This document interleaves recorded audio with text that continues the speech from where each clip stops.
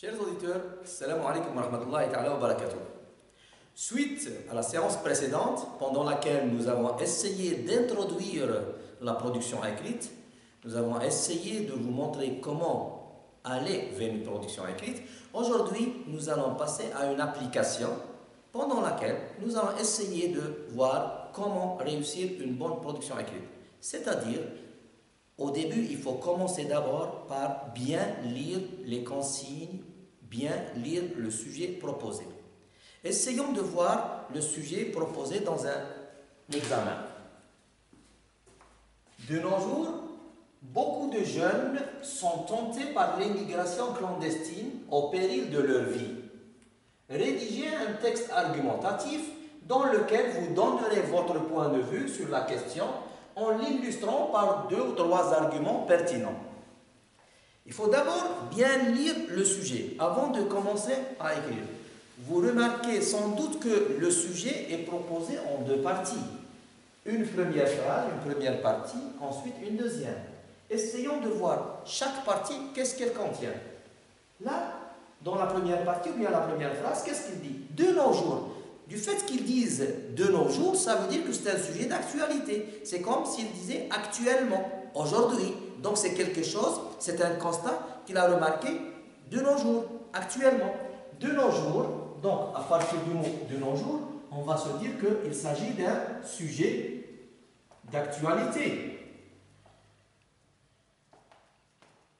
Beaucoup de jeunes, il a dit beaucoup de jeunes, ça veut dire un grand nombre, une forte proportion de jeunes sont tentés par l'émigration clandestine au péril de leur vie. Ça veut dire veulent aller dans d'autres pays, veulent émigrer malgré qu'il y a un péril pour leur vie. Donc nous allons parler de quoi? Apparemment, le sujet que nous allons développer, c'est l'émigration clandestine chez les jeunes.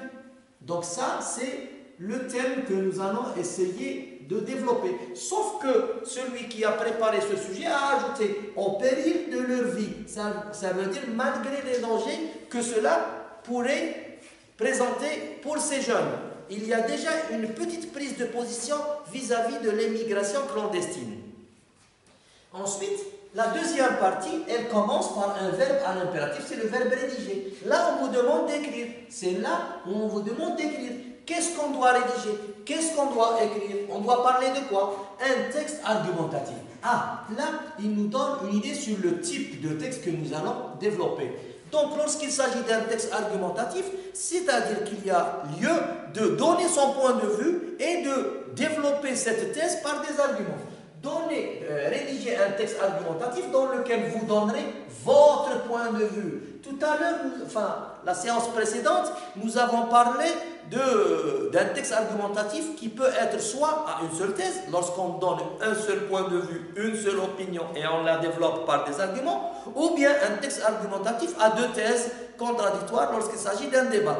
Là, on précise, on vous demande votre point de vue. C'est-à-dire que je dois me dire, dans ma rédaction, je dois m'impliquer, je dois écrire je dois écrire je. Votre point de vue sur la question, votre point de vue sur la question, quelle question? Bien sûr, la question de l'émigration clandestine, en l'illustrant par des arguments. Maintenant, je sais sur quoi je vais parler.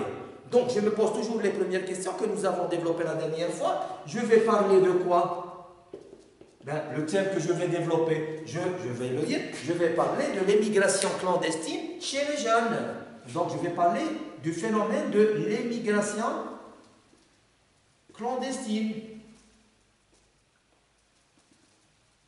Bon, qu'est-ce que je dois dire à propos de l'émigration clandestine? Est-ce que je dois raconter son histoire? Est-ce que je dois donner mon point de vue? Est-ce que je dois lancer un appel à ceux et celles qui veulent aller dans d'autres pays clandestinement pour les faire... vous voyez, il y a plusieurs types. Là, on vous demande de donner votre point de vue sur la question en l'illustrant par des arguments. Ça veut dire que comment je dois rédiger mon texte, quel est le type de texte que je dois utiliser, comment je vais écrire, ou bien la forme de mon écrit, elle doit être sous forme d'un texte argumentatif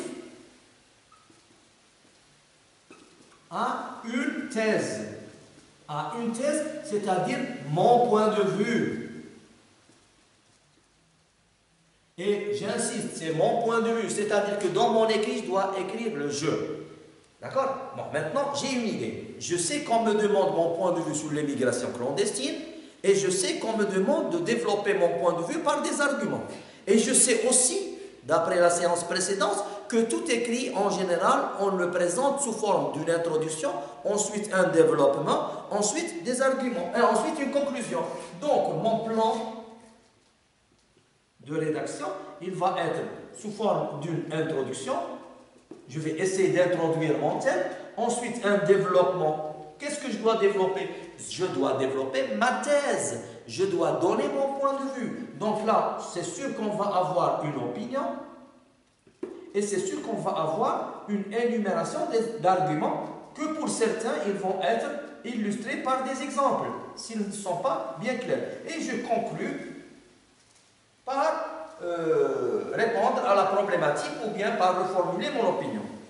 Ça, c'est mon plan de développement. Avant de commencer à écrire, je dois préparer mon écrit. Comment je vais préparer mon écrit? D'abord, je dois exprimer mon point de vue. D'abord, ma position par rapport à l'immigration clandestine. Quand on demande à quelqu'un sa prise de position, ça veut dire est-ce qu'il est favorable ou bien défavorable? Ça veut dire est-ce qu'il est pour ou est-ce qu'il est contre? Ça veut dire est-ce qu'il accepte cette idée ou bien il la refute? C'est ça mon point de vue. Donc je vais réfléchir, moi je suis plutôt contre l'immigration clandestine. Supposons, on ne vous impose pas votre opinion. Chacun est libre d'avoir une opinion à condition qu'il développe une argumentation adéquate. D'accord? Donc, supposons que quelqu'un est défavorable à cette immigration clandestine. Il est contre cette immigration clandestine, donc il doit le dire. Sur mon brouillon, qu'est-ce que je dois écrire sur mon brouillon? Tout cela, je dois l'écrire sur mon brouillon. Premièrement, je dois dire opinion. Par exemple, mon opinion, je suis contre. Par exemple. Ça, c'est mon brouillon. J'écris ce que je veux sur mon brouillon. Je prépare mes idées. Pourquoi je suis contre? Donc, je dois développer mes arguments. Pourquoi je suis contre? Bon, je vais dire, par exemple, souvent, ces jeunes ne trouvent pas de travail en Europe. Il y a la crise économique. Donc, crise économique. Donc, pas de travail. Par exemple, c'est un argument. Je peux dire aussi argument 2. Bon, pourquoi je suis contre? Parce que, disons que notre culture est différente de la culture européenne.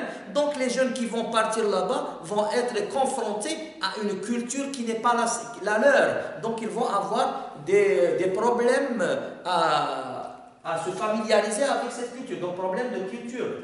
Ou bien problème culturel. Je peux dire aussi, comme argument, peut-être aussi, ces jeunes qui vont partir là-bas, ils vont laisser un grand vide dans leur pays, dans leur famille. Donc, problème social. Donc, un vide dans la famille. Et puis surtout, l'argument le plus fort. Et souvent, ces jeunes n'arrivent pas en Europe. On a vu que dans les médias, on nous passe souvent des images atroces sur des jeunes qui voulaient aller de l'autre côté de la Méditerranée et souvent ils meurent, ils perdent leur vie et ils sont refoulés par la mer, on les voit comme ça allongés dans la plage. Donc, souvent ils n'arrivent pas, donc risque de ne pas arriver, de mourir en route. Bon, je peux ajouter d'autres arguments. Maintenant, mes idées sont claires. Je dois passer à la production. Comment je vais exprimer mon opinion? Pour exprimer son opinion, on peut le faire soit explicitement, ça veut dire je dis personnellement, j'estime que telle chose est bonne ou mauvaise, ou bien implicitement. On va avoir d'abord comment on peut exprimer une opinion d'une façon explicite. Il y a ce qu'on appelle les introducteurs d'opinion et il y a aussi ce qu'on appelle les verbes d'opinion. Par exemple, en ce qui concerne, là, je suis contre. Comment je vais dire je suis contre? Comment je vais exprimer ça? Donc, ou bien je vais dire, par exemple, pour l'opinion, exprimer une opinion.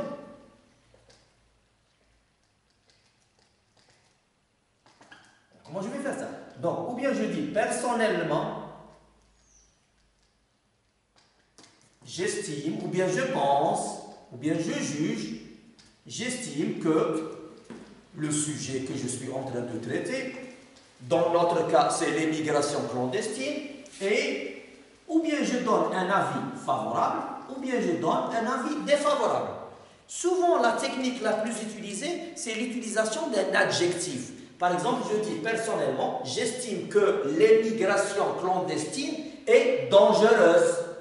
Ou bien, personnellement, j'estime que l'émigration clandestine est avantageuse si je suis pour le sujet. D'accord? Donc, je peux dire personnellement, j'estime que, ou bien je peux reformuler autrement, à mon avis, ou bien d'après moi, j'utilise à mon avis, ou bien d'après moi. Parce qu'on m'a demandé de m'impliquer. On vous a demandé votre point de vue. Donc, je dois exprimer mon point de vue. Là, on l'a exprimé. J'estime que, d'accord? Là aussi, je peux dire à mon avis ou bien d'après moi, le sujet que je suis en train de traiter, par exemple, l'émigration clandestine, est ou bien positif ou bien négatif. Bon, maintenant, pour dire positif ou négatif, on peut utiliser soit un adjectif. Je peux dire, par exemple, personnellement, j'estime que tel sujet est, ou bien je dis, par exemple, est un phénomène dangereux, est grave, est dangereux, ou bien grave, ou bien inutile, ou bien nocif. Ça dépend des cas, ça dépend des sujets que je suis en train de traiter. Ou bien je dis par exemple est utile, ou bien est avantageux, etc., etc. Je peux aussi utiliser un verbe. Je peux dire aussi personnellement, j'estime que tel phénomène, ou bien tel acte, ou bien tel sujet développe, par exemple, l'économie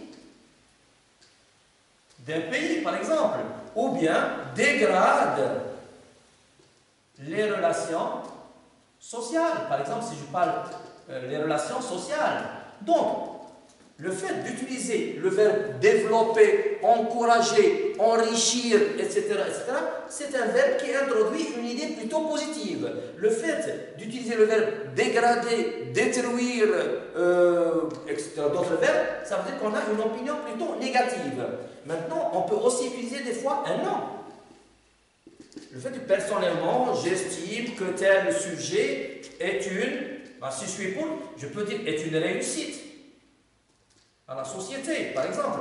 Le fait d'utiliser le mot réussite, ça veut dire que j'ai un avis favorable. Le fait de dire c'est un échec, ça veut dire que j'ai un avis défavorable, si je parle de quelque chose. Des fois aussi, je peux utiliser un adverbe.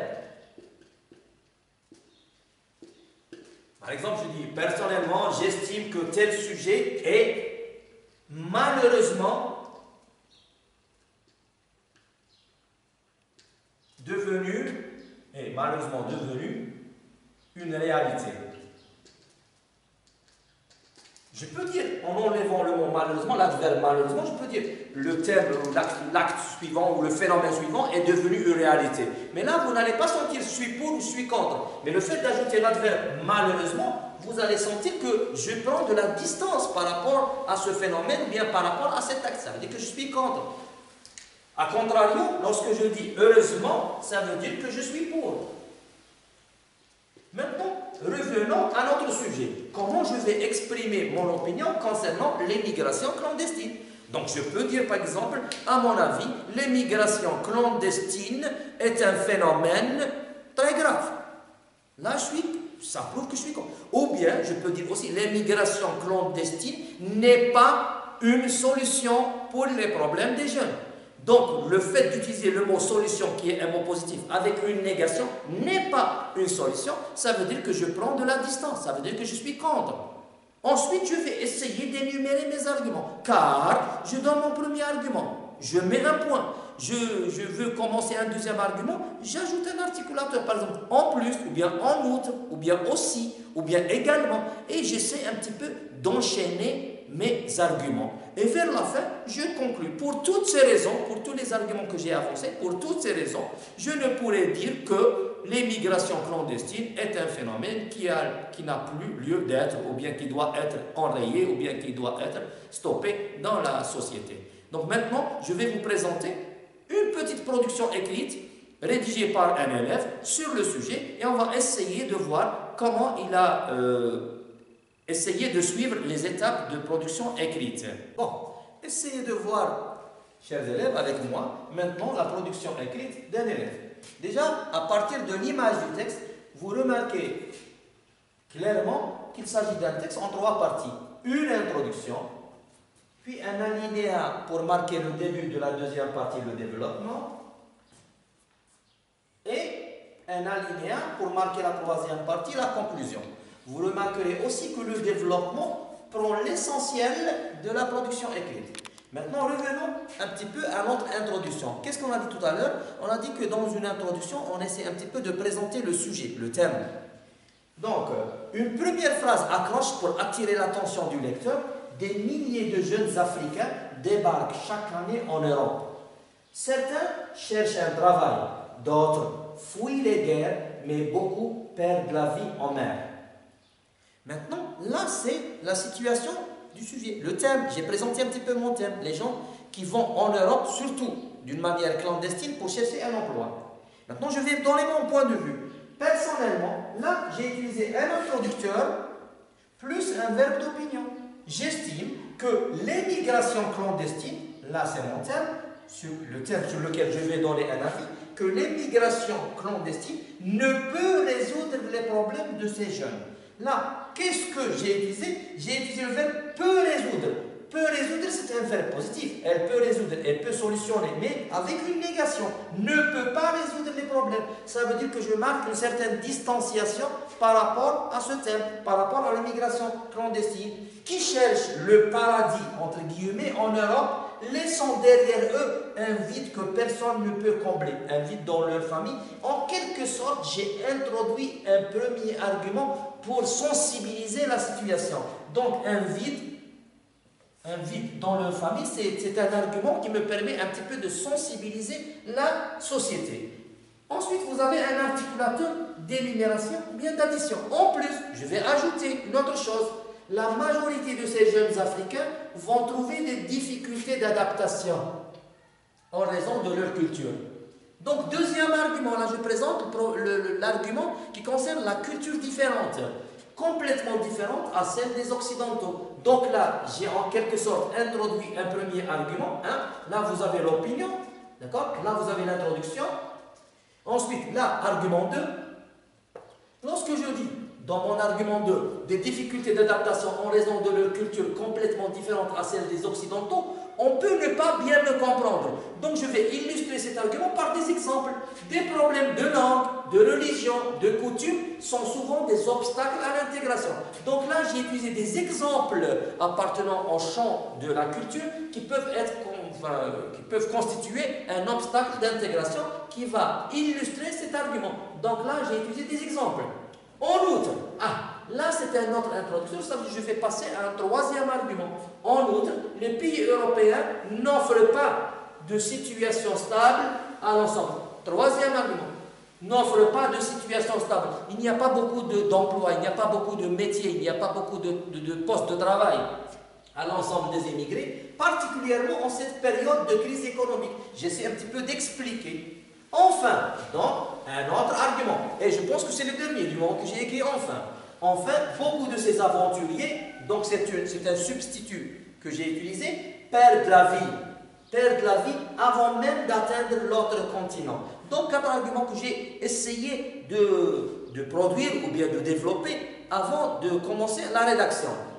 Maintenant, la conclusion. Par conséquent, en conclusion, enfin, si vous voulez, finalement, ce phénomène, donc lorsque je parle de ce phénomène, on parle de l'émigration clandestine. Ce phénomène d'immigration clandestine ne peut être une solution. Regardez, ne peut être une solution, ne peut pas résoudre les problèmes. Donc en conclusion, on essaie de reformuler ou bien de revenir à notre opinion pour essayer de la maintenir ou bien de mettre un petit peu de force à cette opinion, ne peut être une solution aux problèmes rencontrés par toute une génération d'Africains. Mais là, vous avez la conclusion, et là, vous avez ce qu'on appelle l'ouverture. Mais faut-il que leur gouvernement, ou bien leurs gouvernants, trouvent des solutions pour eux? C'est-à-dire que là, j'ai terminé mon opinion, j'ai donné mon point de vue, j'ai donné mes arguments, et j'ai essayé d'ouvrir sur un autre thème. Est-ce que les gouvernements des pays africains offrent des solutions à ces jeunes? Donc c'est un sujet, c'est un deuxième sujet d'actualité, c'est un deuxième sujet de débat. Donc on peut aussi donner notre avis sur ça. C'est ce qu'on appelle une ouverture. Ça veut dire je laisse une partie ouverte, je laisse, le débat reste, il y a une continuité. Donc, qu'est-ce que vous pouvez voir maintenant? Du point de vue image du texte, on a respecté l'image, introduction, développement, conclusion. Deuxièmement, est-ce qu'on a donné l'opinion? Oui, elle est bien claire, bien explicitée. Est-ce qu'on a donné des arguments? Oui, ils sont bien classés. Est-ce que ces arguments sont introduits par des articulateurs? Oui. Est-ce qu'on a conclu? Oui. Ben, qu'est-ce qu'il reste à faire? Il reste un petit peu à finaliser notre travail, à vérifier s'il y a des fautes d'orthographe et à présenter notre copie. Donc, pour la prochaine séance, Inch'Allah, on va essayer de développer d'autres sujets de production écrite et vous allez voir que le plan de rédaction ne diffère pas beaucoup. On va essayer de respecter seulement les idées. Il faut avoir les idées bien claires en tête pour pouvoir les produire. Sur ce, je vous dis merci et à la prochaine, Inch'Allah.